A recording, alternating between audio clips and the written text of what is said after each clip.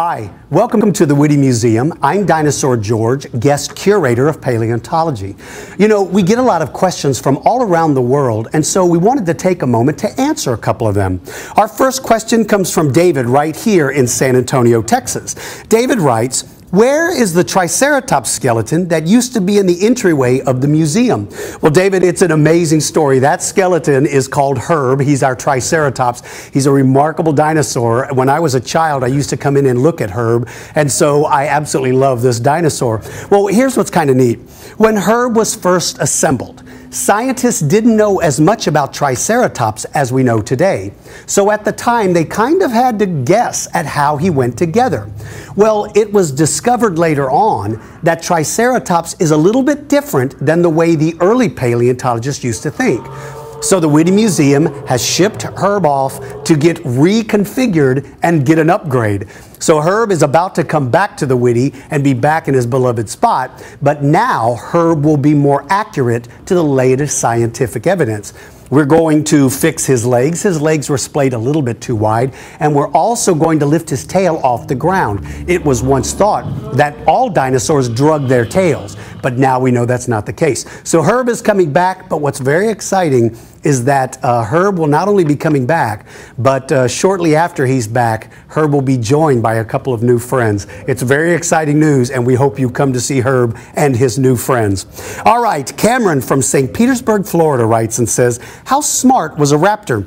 Well, Cameron, understanding how smart a dinosaur was can be a little bit difficult. The reason why is because we don't physically have their brains to look at, and we can't actually see how they behave. But there's new scientific information that has opened a brand new world to our understanding of how smart a dinosaur was. We can now take the skull of a dinosaur and run it through a hospital CAT scan. And it gives us the ability to look through the rock and into the space where the brain used to be. And then using very powerful computers, we're able to recreate that brain three-dimensionally. Once we've been able to do that, we can then compare that brain to modern animals and have a better understanding. We may not know exactly how smart a raptor was, but I can tell you this, Cameron.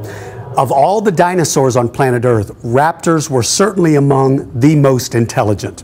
All right, Israel from Bournemouth, England says, "Was a saber-toothed tiger a dinosaur?" Well, Israel, it's easy to understand that can be a bit confusing, but in order to be a dinosaur, you had to live in the Mesozoic. Well, the Mesozoic is a certain time period. Saber-toothed tigers didn't live in the Mesozoic. Saber-toothed tigers actually lived in the Ice Age, the Pleistocene. So, first of all, he didn't live at the right time. But second of all, saber-toothed tigers are part of the mammal family. And mammals, even though they have a slight relationship to dinosaurs, mammals are not very closely related to dinosaurs. So a saber-toothed tiger didn't live at the right time, and he's not the right kind of animal. So even though he lived a long time ago, saber-toothed tigers are not true dinosaurs. All right, Rosemary from New Braunfels, Texas says, "My son Robert wants to know why you have feathered dinosaurs." Well, the reason why you see feathered dinosaurs in our exhibit, Dinosaurs on Earth, is because the latest scientific evidence tells us that predatory dinosaurs had feathers. It's a remarkable revelation, and it's changing the way we look at dinosaurs. We now know that small predatory dinosaurs had feathers. We also have information that suggests that even the larger predatory dinosaurs had feathers. So you see feathered dinosaurs in our Dinosaurs on Earth exhibit because it is the most recent information. You'll also see that we have a feathered baby Tyrannosaurus rex. Well, as Tyrannosaurus grew, it probably lost the covering of feathers that covered its body because it no longer needed those feathers to stay warm. So the big Tyrannosauruses probably didn't have a body covered in feathers, but we believe the juveniles did. All right, Mashad from Laredo, Texas says, "Why is T-Rex the king of the dinosaurs?" Well, Mashad, when Tyrannosaurus rex was discovered here in North America, it was known to be the biggest and most vicious dinosaur that scientists had ever seen in their lives at that time. And so they gave it the name Tyrannosaurus rex, and in English that means tyrant lizard king.